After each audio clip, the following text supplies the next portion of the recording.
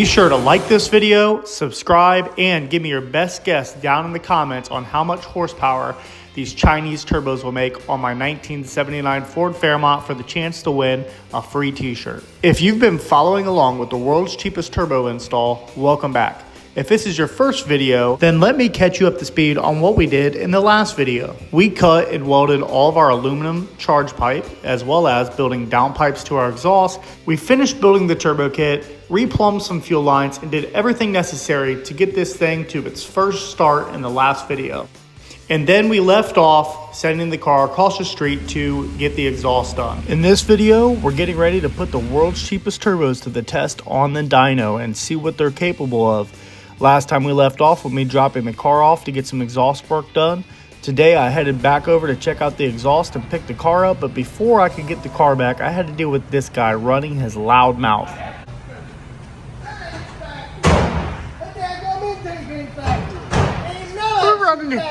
We're running, oh boy. Listen, old Nick over here, no bull performance. And this is why I've got trust issues right here. When he puts the bumper back on this, and I'm gonna call him out for this, you ain't gonna see those. That's pro mod. Pro mod. Mufflers, pro mod. 8.8 rear end, pro mod. Look at that. Look, pro mod. You gotta be ashamed of yourself, Nick. Look at that. Pro mod. Clamps, pro mod. Nitrous, pro mod. Daggum coilovers, pro mod. Daggum intercooler, pro mod. What do you think of that bullshit? Some cheating shit right That's there. What I'm saying, cheating. Hey, man of the hour, how do you Too feel? sweet to be sour. Okay, all right. You know, how do you feel about taking this pro mod out on the street and playing with them ricers out there? Hey, I'm just looking forward to busting Bumblebee's I ain't racing you. This pro mod right here. This streetcar. Streetcar my ass just because we put a full exhaust on it.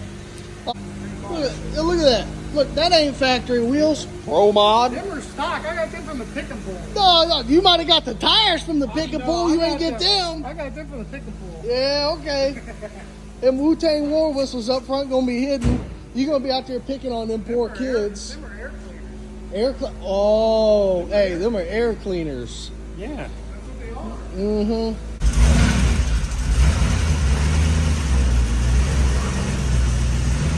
Woo! Shoot low.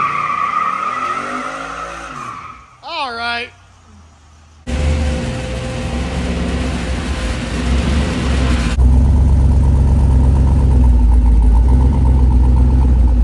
Shout out to Terry and all those guys over there. Richard, he did most of the bending. They did a really good job on it. Car sounds pretty much just like it did when it didn't have turbos. I didn't film much over there because Tristan's running around over there saying pro mod this, pro mod that, talking about his little Bumblebee, how it's going to sting everybody. But we've got the car over here and they did the exhaust. There's a couple spots that are tight. It's 3-inch exhaust. Tight the fuel lines and fuel filter and stuff like that. So we're gonna get some stuff heat wrapped, get this thing back down, get the map sensor and decap the injectors. I'll show you guys how that's done. Once what that's done, we're gonna start tuning on it, take it for a little drive, and then stick it on the dyno. All right, so let's check out this exhaust. They did a very good job. So as you guys know, I did it up to that weld right there, and then they took over from there. They even left me some drawings. And they did a really good job bending this thing up. So they got it tucked up pretty tight in there. I mean, as tight as you can tuck a 3-inch exhaust. But anyways, as I was saying, as you can see there, we've got a power wire relatively close to the exhaust. If we come over here, our fuel filter is pretty close to the exhaust, stuff like that. So I'm gonna go ahead and get this stuff heat wrapped.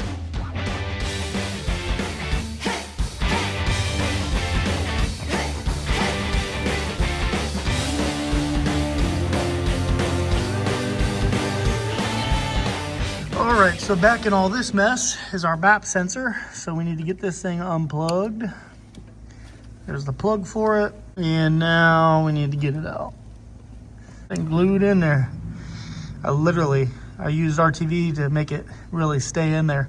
But we've got that out. So now let's grab our new map sensor. All right, so here's our old map. This is what we're going to. So this is a Gen 4, I believe it's a 01 map. It's either 2.5 bar or 3 bar. Now we need to get this thing in there. All right, it was not as easy as I was anticipating. We ended up having to cut and splice this connector into this harness, but we did get the map sensor mounted after I drilled a hole a little bigger down there. So now we're gonna get this thing plugged in and get the laptop hooked up. We're now gonna write the 3-bar OS to our PCM. All right, so everything looks correct as far as the map pressure goes. We're gonna put it in gear, put it on the trans brake, and see if we can get it to build any boost. Anything over 105 is boost.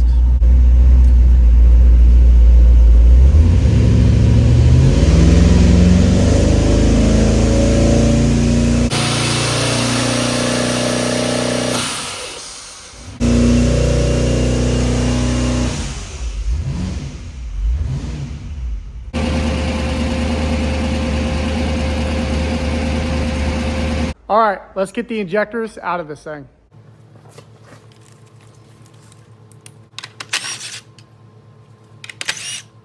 So some of you may know exactly what I mean when I say decap. Some of you may not.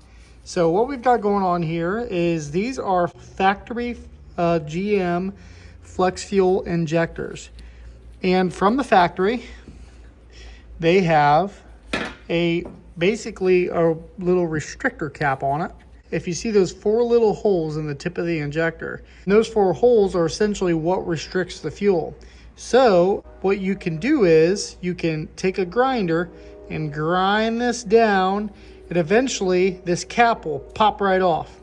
And from there, you'll be able to see the pintle, or where the fuel comes out, and your injector is no longer restricted. So we're gonna get one of these decapped. I'll show you how we do it, and then we're gonna stick them in our injector machine and test and flow them, make sure that they are all similar, and then we'll reinstall them and we'll have larger injectors for free. All right, we're gonna fire this thing up and get this injector decapped. You can see those 4 little holes, so keep in mind what it looks like right now.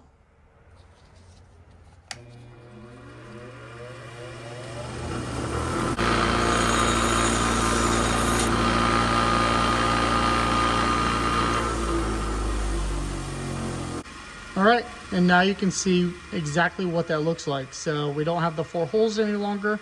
We've just got the pintle of the injector where the fuel comes out. At this point, this one is ready to be flowed. Okay, so now we have 8 decapped injectors.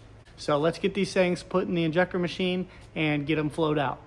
Okay, so I put 2 of our decapped injectors on this side, and I have 2 stock, not decapped injectors on this side, so that you guys can see the difference in what we did.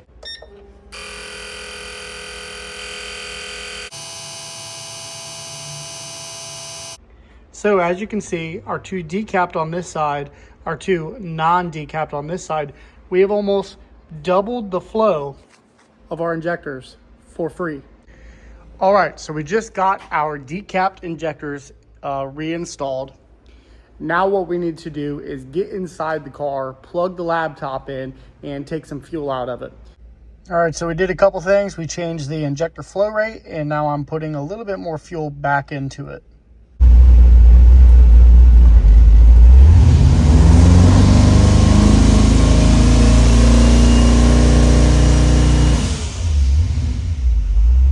As you see, when we got in the boost, it was like 11.0, which is literally perfect. Even dips into the 10s some, which normally is a bit rich for something like this, but it's on pump gas, and we want this thing to live as long as possible. We don't want to be blowing this thing up all the time. So we're already pushing our luck with a block that I welded back together. So we're gonna take it easy for the most part. I mean, once it's tuned, we're gonna run the piss out of it, but we've got that pretty dialed in. At this point, I'm gonna look over the car and we're gonna go for a drive before we hit the dyno.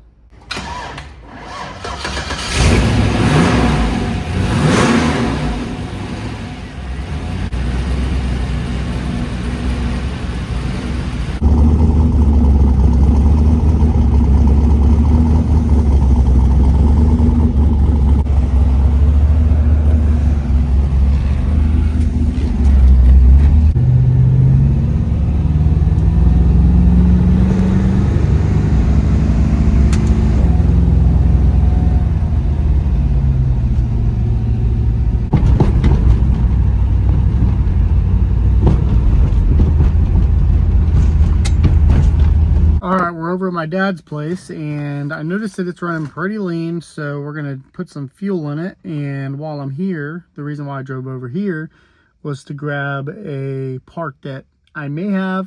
I'm not sure if I have it, but we're gonna go in and look and see. Current situation, the car's dead. It won't start. And I mean, I guess I'm at my dad's, so it's not that big of a deal, but I don't have keys to anything because he changed all of his locks, and he's at my house watching my kids. Luckily, I scavenged up some jumper cables, so we're gonna roll the car down to that black truck and try to jump start it. Let's see how this goes.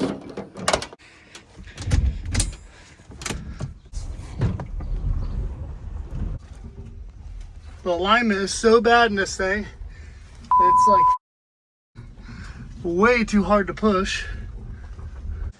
All right, we've about got her hooked up here.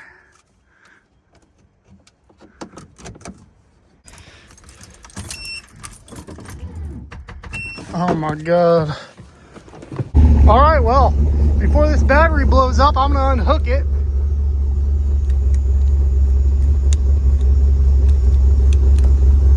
I just used that DeWalt battery to start it because this battery in this truck was too dead. All right, so the truck was dead that my dad told me to jump the car with. So I was stuck because now I pushed the car down here with no way to get it anywhere else. And I thought, dude, I'm gonna have to MacGyver something here. So I found some house wiring and a DeWalt battery, which is probably dead now. It was 3-bar.